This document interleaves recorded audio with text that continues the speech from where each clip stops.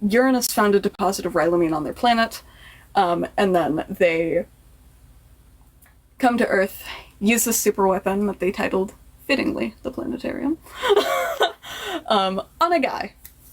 Which it was supposed to be used on the entire planet to, send all of the people into a pocket dimension, which sucks. The planetarium was also a guy, because they just injected this guy with like a ton of rhylamine. And it turns out that, sometimes it has like wild effects, and they found out that he can just like poof into other dimensions, and they were like, that's our weapon, guys. And so he does that right above Albus City in a tower called Gideon Tower, which eventually becomes the planetarium, named the planetarium, which becomes home of the League of Vigilantes, which is where we get introduced to Horashi, who is a very nice little black bird man, and he's sweet and wonderful. And him and Crow's mom have a thing going on. He is not Crow's dad, by the way. The dragon is. Sorry.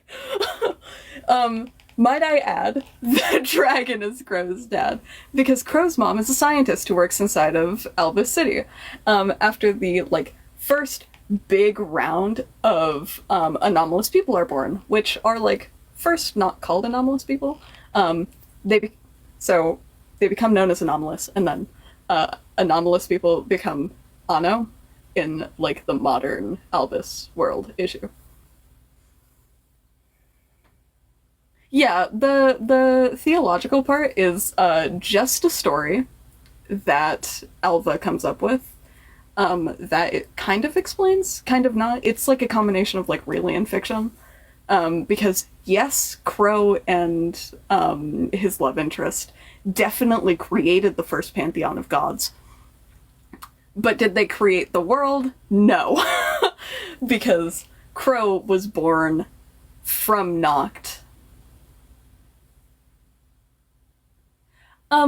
Yeah.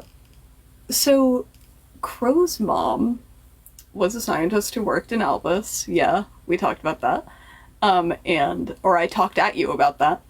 And so Crow's mom was put onto a very special little anomalous creature thing situation. And then she's introduced to a dragon, which is how we meet those 4 apocalyptic dragons, that also embody, really good things, because they're, dual gods, essentially. Which, Pyrite, I think, is the name of the, Plagues god, which becomes our Dragon Lich later, who becomes infused with the soul, of a guy named Marcus, a scientist named Marcus White, who makes a deal with this dying, pestilence dragon, and he's like, hey, so, I'll save your life if you make mine last forever. And so, Pyrite and Marcus become one, and Marcus's soul overtakes Pyrite's inside of a weird fusion ritual. And Marcus becomes the Dragon Lich named Nemether, who becomes a really big antagonist, but exclusively in a campaign that I wrote.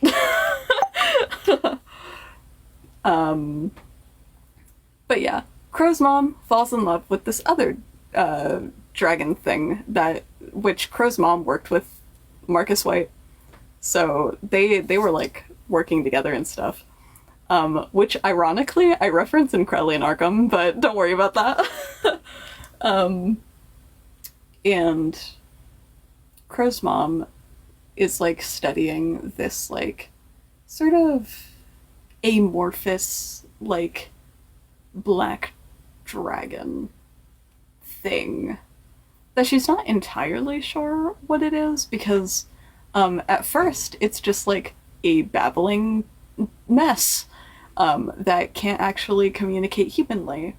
And as she, like, recurrently interacts with it, it becomes more and more sentient and human like. So over time, she, like, starts being able to have conversations with it. And over time, it takes on a form at first that resembles, like, the dragon that it is, and eventually into a human person. And it becomes really partial to Crow's mom, and Crow's mom becomes really partial to it because Noct decides that the way that he connects with Crow's mom is like telepathically, like he does later on with her son, which 10 out of 10 dad behavior, by the way. Crow actually has no idea that Noct is his dad, but whatever. Crow is actually convinced that his dad passed away, like, before he was born, which is sad.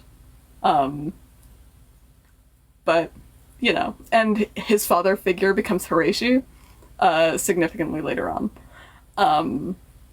who is the Corvid of the League of Vigilants.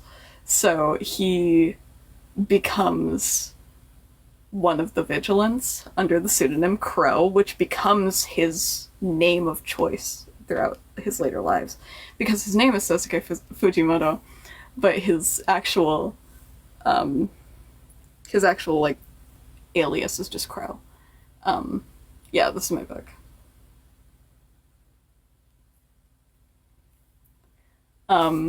And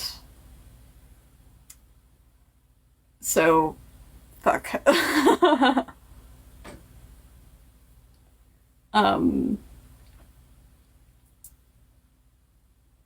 Fucking blanking. There it goes. I got something in my eye and it's really annoying. But,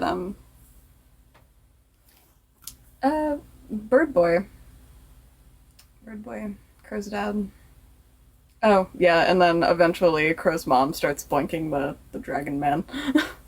Because honestly, okay, I'm gonna be with her on this one, because if you had a giant, like, inky blob of, like, darkness that could morph and change into literally anything you desire because he is, like, your simp,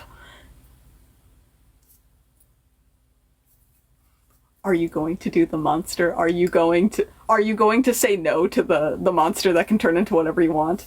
Are you are you really going to tell that thing no?